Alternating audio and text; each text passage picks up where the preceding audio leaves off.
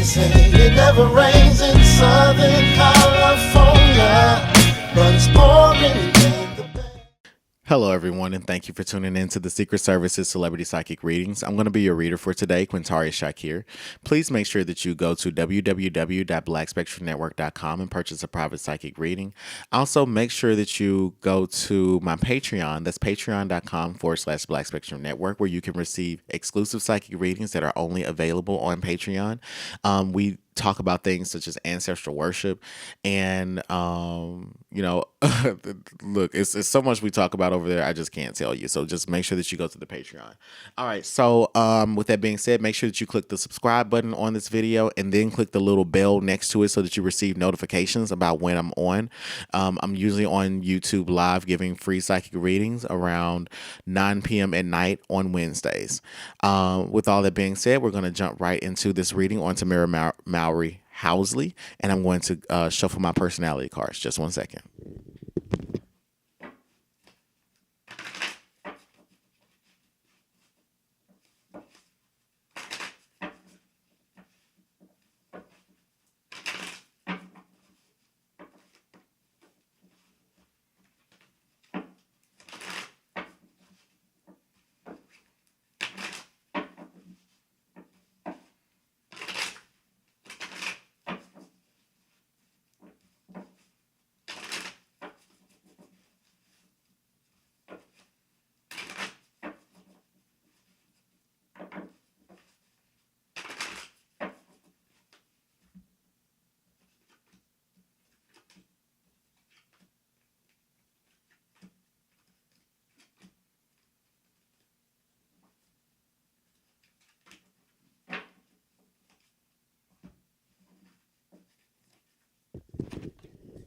Okay, so the first card that I get for Tamera is the Child Divine card, and this is speaking about her having this speaks about her. She plays victim. I would say that Tamera is someone that's codependent. She's always looked for other people to step in and defend her, and she's a very prayerful woman. Now, her ancestors and the spirit guides that are around her are very protective of her. They treat her like a baby. A lot of other people treat her like a baby, and I'm hearing that she's a devout Christian. I know that she's pretty conservative. I'm not sure if she espouses that she's a Christian, but I'm hearing that she's a pretty devout Christian, and that she has a very genuine connection to the energy of Jesus Christ. And I see that she wears, the Christ consciousness crown. She feels that Jesus is someone that steps in and fights all of her battles, even when it comes down to arguments or because I know that she debates with other people on the real. She feels that Jesus can bring about peace and harmony to every situation that is she's up against, especially when it comes to her and her marriage. I hear that she prays a lot in her marriage, and she feels like God brought her husband, and she likes being with her husband because he's the one that steps in and defends her. He's the more rowdy one, and I'm hearing that even like she makes more money than him or has more money than him, but it's like, well, I'm assuming that she has more money than him as well. Because I don't really know anything about her husband, but I just would assume because it seems to me that it doesn't. I don't think she's hurting for money. Let me just put it that way. And I hear that she has a very special relationship to Christianity, and it's one that's not. It's not like Juanita Bynum or Priscilla Shirer, where she's coming off from a very matriarchal standpoint. It's more of like Sunday school. I just fell in love with Jesus. I praise dance to Kirk Franklin's "Looking for You" every morning type of energy. Okay, so the next card that I get is the card for the victim. So this is saying that she plays victim a lot. It's not, typically this card speaks about wanting to protect other people from victimization, but this is saying that she plays victim to get positive feedback from other people. I get the warrior card, and this is saying that she's very logical. She's very disciplined. I wouldn't be surprised if she's a Cancer and she manipulates. She plays victim to sway people, to sway public opinion. And she knows exactly when to cry or how to appear as though she's neutral. She may be a Libra as well. I'm learning astrology and I'm just guessing. So please put it in the comments who about Tamera's astrology, because I really love when y'all discuss about astrology on my channel, and I also like when you all educate other people on astrology in the comment section. I look at those discussions and read them. Y'all are brilliant. So with that being said, I also get that she's a very self-sacrificing person. So she cares a lot about her children. She puts her children above all things. It's like her children matter to her more than her husband. Now she loves her husband, but she really loves her children. The card for the Rebel is saying that she goes against the grain. But she's not someone that is she's right-winged, because that's truly who she is. She has a very innocent way of looking at the world, almost as though she doesn't believe that people can be evil. She believes that, people are not born inherently evil, that people don't do evil things all the time, but even if they do, it's wrong, and it will be handled by Jesus, God, or the proper authorities. It's not the Rebel card is saying that she's an anti-intellectual. So I feel like she doesn't she knows, not that she doesn't have a deep appreciation for research and scholarship, but she allows for her spirituality to be the basis of what she uses to understand the world. And the spiritual theologies dominate her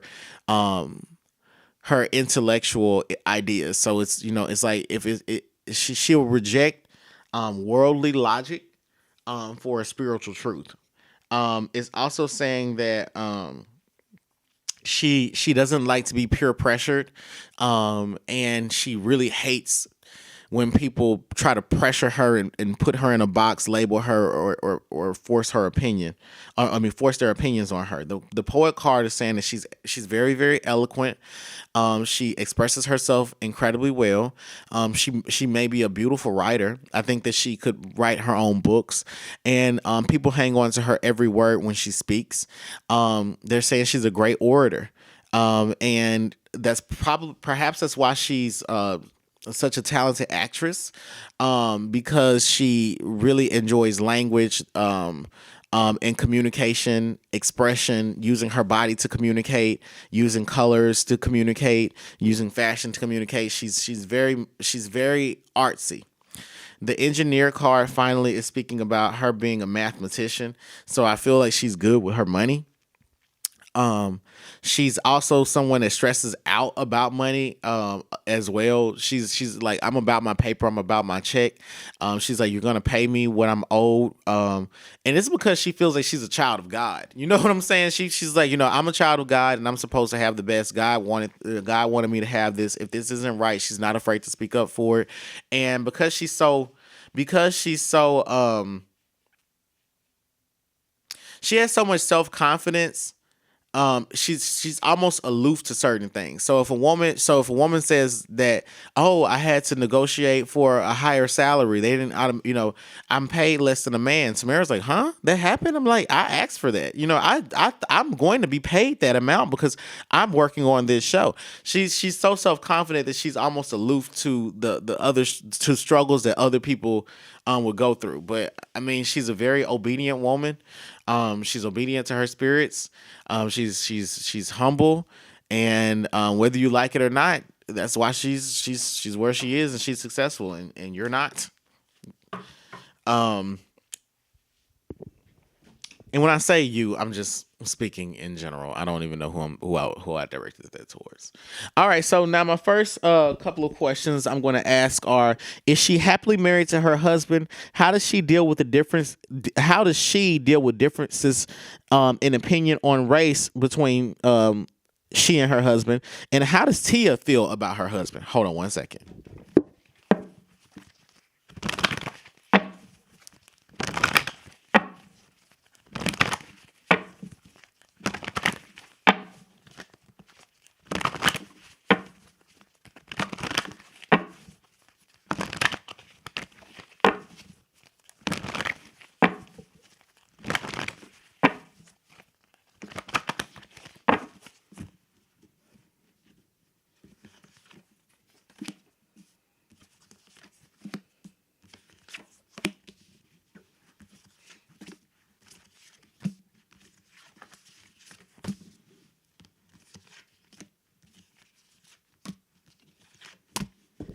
Okay, so the first question is she happily married to her husband? The card for science is saying they have very good chemistry between the two of them, and then I get the lovers card. But then I also and those the lovers card and the card for science are saying that they complement each other. They're pretty much opposites to one another, but they both have a desire to make it work. I don't think that they are the type of couple that would want a relationship where they did the same things, had the same interests. They like being opposite to one another. They're the type of people that like relationships that come with arguments, disagreements, working through problems, and it's like a tough love. The sort of love that is really it's not one that people really envy, but they will become partners to each other. The cruelty card is saying that there's some pretending there. There's definitely some pretending. I feel that he's abusive to her. But not so much physically abusive. I get more so like he's mentally abusive, in the sense that he will pretend to be aloof, or that he doesn't understand where she's coming from about some things, and she's also the type of woman that will acquiesce to the demands of her husband. So if her husband, if her husband says that they're going to invest $2 million into property, she's going to invest $2 million into property, even if her financial advisor says that that's not the smartest thing to do. That's how their marriage works. But she's very submissive, and she likes to be submissive, and she feels as though she's being faithful to God by doing that. Hold on one second. I'm going to pull some more cards.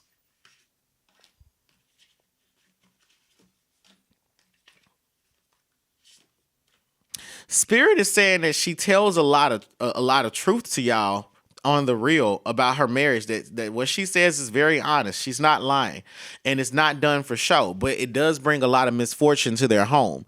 So he doesn't like that. When he doesn't like the criticisms that come when she reveals things about the interior details of their marriage. So what will happen, and this is how I'm seeing it. I'm seeing it as, they'll ask Tamara an incriminating question about her husband. She'll answer it very honestly, and then she'll vehemently defend him. But when she goes home, she's not dealing with his anger at her answering the question. She's having to deal with his anger at other people, making comments about their marriage, and that brings her misfortune. So she's always trying to tell the truth, but in a way that it never appears offensive to other people. That's why I hear her saying, this is my marriage, this is how it works, and yours may not work like that, but this is what works for us. Sort of that sort of justification.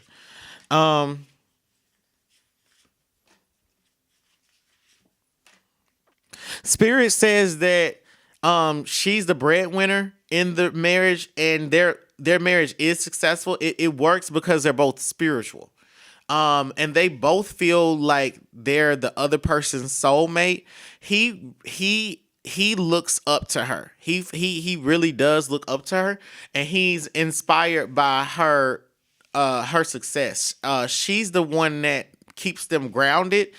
She's the one that tells them to pray. I don't think that he's a believer he believes as fervently or as fondly as she does, but she's very blessed. She's the she can be argumentative. She just chooses not to. She purposely loses arguments with him to make him feel smarter. Spirit is saying that with the way that it works, that they're pretty satisfied. They typically would argue about finances and money. And that's what tears them apart. But personal differences and opinions, their personal differences don't really tear them apart. So he can leave the toilet seat up, she's fine with it. She can snore at night, he's fine with it. But most comfortable when they're financially stable. And it's like he's trying to figure out how to pull in more money. And again, she never wants to emasculate him, so she'll lose arguments.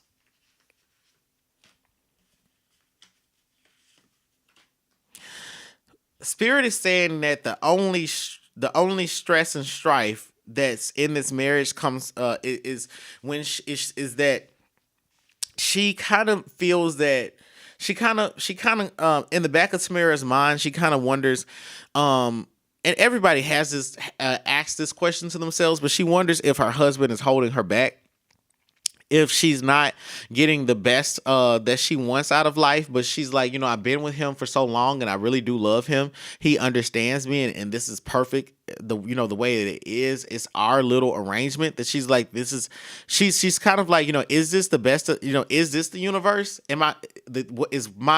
Is life about creating the universe for myself, or is it about the universe being brought to me? So am I supposed to create the relationship that I want, or am I supposed to have that brought to me, and that person will just come? Because they put in a lot of work to make sure that they are harmonized with one another. Couples counseling, making sure that one person speaks at a time. They have their own little rituals. They have a lot of rules about communication, how they talk to each other, who do they talk to their problems about, what is and isn't off limits to talk about, and how she speaks to him. So I would definitely say that they are happily married, but it's that's how it works. So how do they deal with the differences in opinion on race? Spirit is saying that interferes with. That's when they start. That's another thing that's a pet peeve of his. He doesn't like to be seen as racist, and he feels as though he's kind of like, why are we talking about this? This is not something that we should be talking about. We should just need to leave it alone. And she's like, I feel the same way, but she's like, I feel like it's not that important, but it's something that we can talk about and not get upset over. It interferes with their marriage. That's when they start arguing with each other. They've gotten into some very heated debates, but not to the effect that he's called her, you black chick, or she's called him, you white Ritz, whatever, all these, other. She's not like, they haven't gotten, sloppy with each other. You know what I mean? Like they haven't gotten slanderous, like racially slanderous with one another. So the interference card is saying like that race related discussions are a problem in their marriage. They don't. Yeah, they stop. They stop talking about it. They stop talking about it, and he's just like, keep it on the show. Keep it on the show, but don't bring that home. He told that's what he's like. Keep it on the show, but we don't have to bring that into our house, and you can discuss that with everybody else. You know how I feel about it. We've been talking about it for like a year, and we have differences in opinion. It's just she just accepts it. And how does Tia feel about her husband?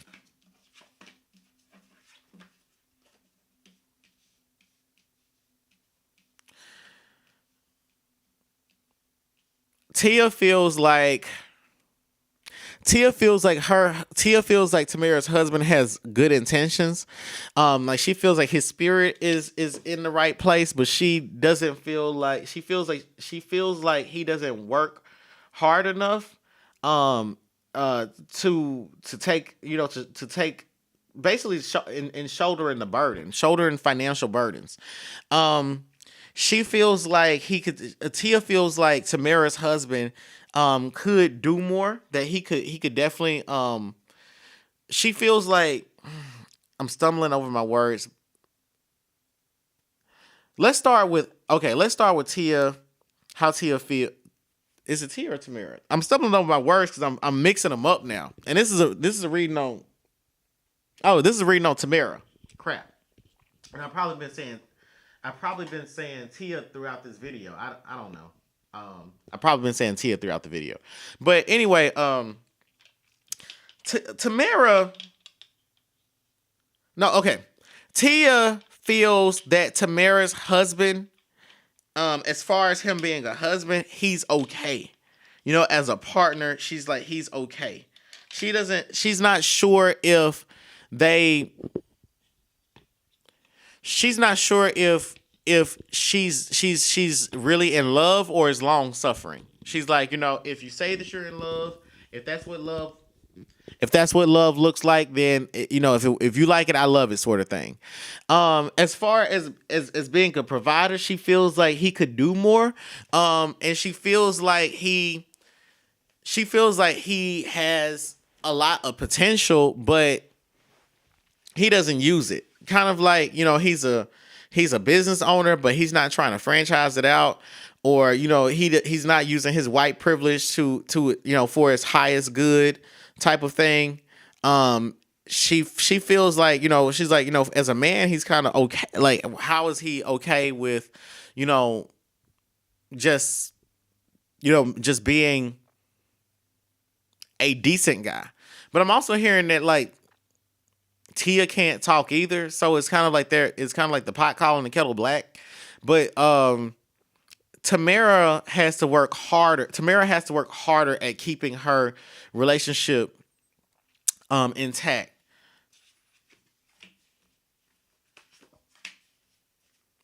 They share the same. I mean, obviously they're twins, they're sisters, but they share the same. They share the same ancestors, the same spiritual court.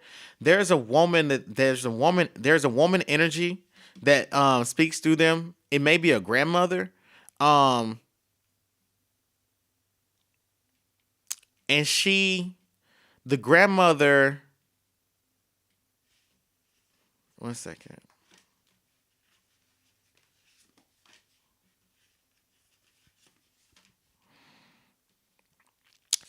It's like it's Tamara. No, Tia feels okay. So the grandmother's energy is coming through, and I think that this is important because it's like the grandmother taught the grandmother raised them to have like she instilled them to have certain core values. It's like the grandmother's like, the Maoris are known for this. We love people. We don't talk bad about people. We do this. We don't judge anybody. And it's like they really adhere to that rule. So Tia doesn't say too much about Tamara because they're pretty much two sides of the same coin as far as measuring the worth of their men. But at the same time, the grandmother taught them not to, be combative with each other like that, just really support each other. So, Tia Tia just supports Tamara's husband. She's like, I feel how I feel about him, but also I feel that Tia feels like Tamara is a little bit more talented than she is. That's what I hear. Tia feels like Tamara's a little bit more talented than she is. Tia looks up to okay. So Tia knows that she's the cool girl. This is how I'm hearing it. But she wants Tamara. She's like, if Tamara can just believe in herself, she could be so much more awesome than I am. I admire Tamara for just, being so in love and being so patient and always, being so loyal and keeping her temper down, sort of thing. Anyway, my next questions are, is Tamara, I'm sorry, y'all. Is Tamara Mowry-Housley a self-hating black person? How does she raise her children? And how does she deal with other people's opinions of her marriage?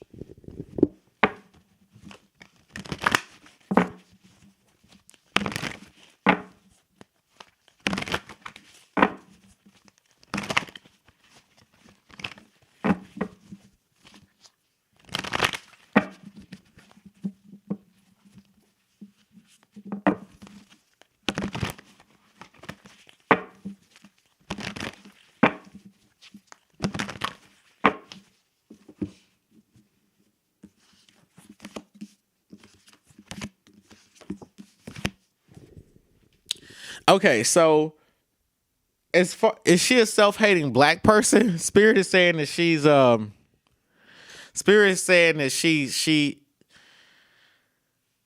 not she's confused about who to be loyal to.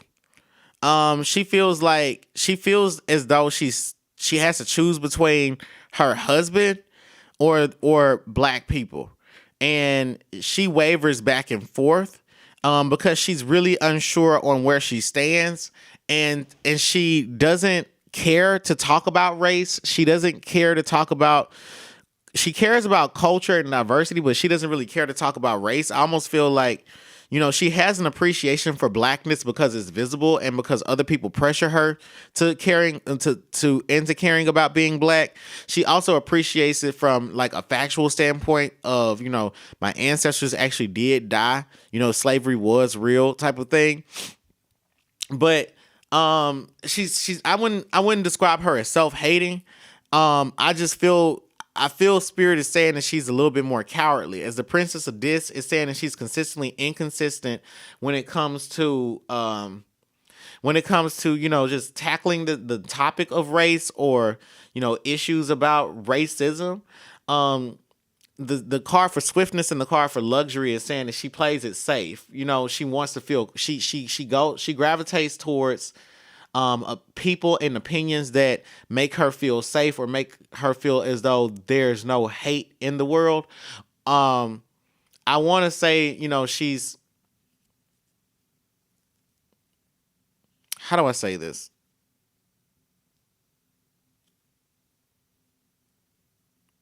She feels like we're in a post-race world. That racism is only racism could be behind us if Donald Trump weren't president, but before Donald Trump was president, there wasn't really that much racism. That's what she wants to convince herself of. I feel that facing the reality, I think facing some of the realities of race, it triggers her because she doesn't want to start hating or disliking white people. She's easily influenced by the information that she comes into contact with, and if she reads it, she starts to believe it. And she's a very devout Christian woman, so she really believes the stories about Jesus. Okay, so if she read Patricia Hill Collins's Black Feminist Thought, she read Black Rage, or Sister Citizens by Melissa Harris Perry is going to have a tremendous effect on her. So she tries to stay ignorant. Self-hating, I would say she's cowardly, and I wouldn't say self-hating. That's how Spirit is describing it. Okay, so how is she raising her children?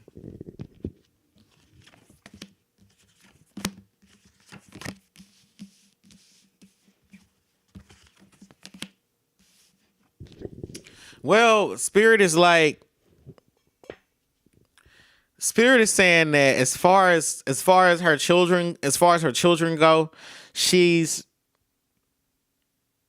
actually very strict. She's actually very strict. She has a lot of rules, a lot of order in her home. They play around, but she's a tiger mom. They do homework, they study a lot. She makes them pray. She makes sure that they're involved. She makes sure that they respect her father. They can't. She has a lot of rules. It's like there's a culture in her home. She's not cruel to them. The card for cruelty is saying that she's a work first, play later type of mom, and the black hole is saying period. They're like, that's all you need to know about how she raises her children. Now I want to know, how does she deal with other people's opinions of her marriage?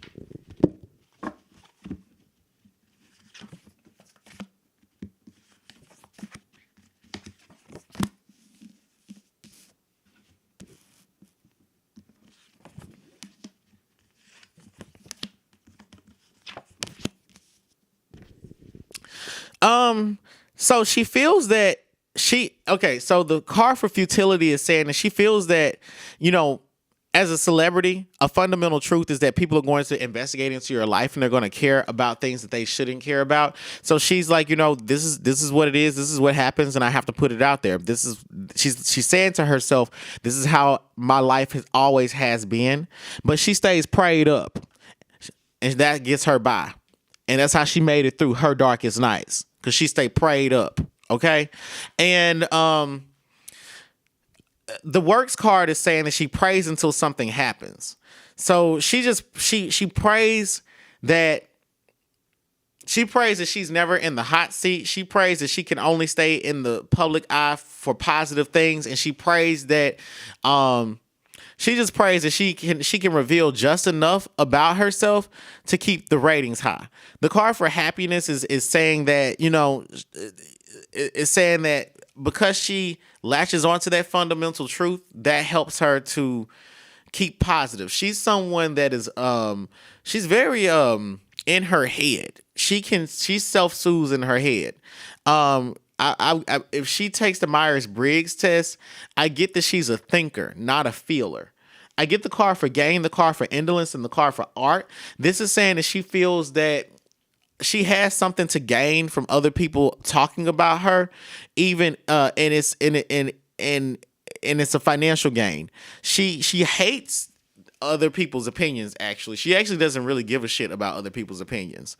She really doesn't. She's like, I don't care about your opinions. I don't care what you have to say. I'm really gonna do what I'm going to do. I won't even have to talk to you. Tamera, she may not fight her own battles, but she knows how to establish she knows how to establish boundaries. But the card for gain, the card for indolence, and the card for art, the arithmetic of these three cards is saying that Tamera feels like she feels like as a celebrity, she has to deal with other people's opinions. If they're not talking about her, then she's not relevant. And she's like, she's like, I have to put up with it. She stubbornly clings to her career. And the card for art is saying that she feels that other people's opinions are just that. And there's some benefit in hearing it, but she, on a personal level, just really doesn't care. All right. So the last question I want to ask is, the last questions I want to ask are, what does Loni Love think of her husband? Because I just want to know what Loni Love's opinion is. I'm just really interested. And what do her ancestors feel about her husband?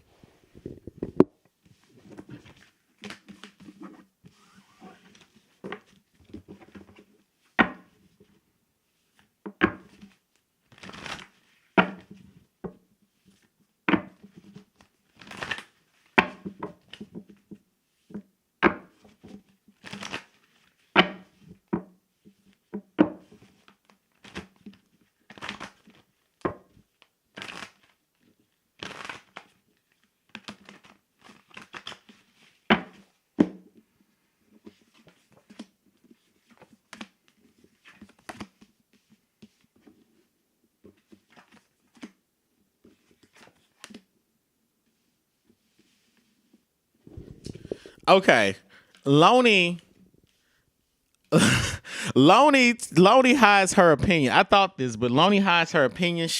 The card for victory is saying that she feels like Tamera found her. She's like, I feel like Tamera found somebody that's good for her. I feel like she found a relationship that works. She likes her husband. Okay, Loni doesn't like her husband, but she likes her husband for Tamera. The Queen of Wands is saying that, she keeps a very managed. Loni has a very managed opinion towards Tamera's husband. She says to herself, I couldn't do it, but she's happy doing it. The card for the moon is saying that she feels that Tamera isn't seeing things clearly. She feels that she sees Tamera like a little sister that is that still needs to go to the Boys and Girls Club. She's like, Tamera needs a mentor, and her mentor, like, she's just like, Tamera needs a mentor. She needs an academic advisor. She needs a relationship therapist. She's like, Loni doesn't feel that Tamera needs to fix her life, but she's saying that she doesn't see things the way they are. She sees things the way that she thinks they should be, and she banks on potential and not on promise. The High Priestess card is Loni feels that Tamera has to put in way too much effort into her relationship just to make it work. She also feels that Tamera has to bend over backwards to understand her husband, but her husband doesn't do the same for her. And she's like, but if that's how it works, that's just how it works. And she says, and Loni's like, well, she's happy, I'm happy, and that's how I feel. Period. Okay, now I want to see how the ancestors feel about her husband.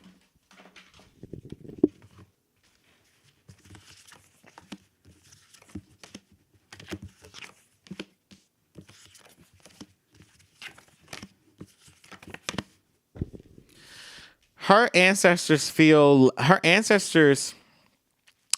they're not really fond of him, actually. Her ancestors feel like he's emotionally immature, and they feel like he's too temperamental. You know, he has too many triggers, too many conversations are off limits, too many buttons can be pressed. And they feel like he's kind of wimpy. I get the card for worry and the card for failure. So, if they ever divorced, it would be because he gave up on the marriage. You know, Tamera would be a great wife to him, but he would be the one that gave up. He would be the one that walked away because he would say something to the effect of, "I never felt like I was good enough," and she'd say like, "You know, I did everything. I don't know. I didn't never know he was unhappy." You know, he'd be like, "I was already telling you that I was unhappy." So the card for virtue, the card for change, and the card for ruin is saying that her ancestors feel like he's so passionate about Tamera that it's like this. He feels like his wife is just so awesome and it's like, oh, she's so awesome, she's so cool. You know, he brags about her all the time. He thinks about her all the time. He is always trying to make sure she's good, that, you know, her money's that her money's straight, that she's got another job coming, but he doesn't focus that same he doesn't focus his attention to the same level on himself, and that holds him back from being as successful as he needs to be. He feels like, and honestly, Tamera has enabled him and she coddles him, so she makes him feel like he's the man. And she by giving him power and influence and control in the relationship, and so he neglects his responsibilities, and the ancestors don't like it. They feel like if he changed, that, and then when I say if he changed, they feel like if he was trying to if he was trying to actually boss up and become, you know, a 2-figure millionaire, that they're saying like, you know, he would be a good enough partner for her. But you know, as is, they just feel like he's just a little bit wimpy, and they would like for him to challenge her more because, you know, she's babied. And he's babied as well. They're two babies in a relationship. Now, with that being said, thank you all for tuning in. Please go to www.blackspectrumnetwork.com to purchase a private psychic reading. For more exclusive content, please go to www.patreon.com/Black Spectrum Network so that you can get exclusive content that is only available on YouTube. Please make sure that you all check me out on Wednesdays at 9 p.m. Where I'm going to give live psychic readings on YouTube Live. I think that's all of my announcements. Oh yes, click the subscribe button, share this video, like this video. Please do that. And click the little bell button next to the video so that you can receive the latest notifications for when new content is uploaded to this channel. All right, you guys. Bye. It's been a long time, but I still got love for you, and that won't ever change. San Jose. They say it never rains in Southern California, but it's pouring in the Bay.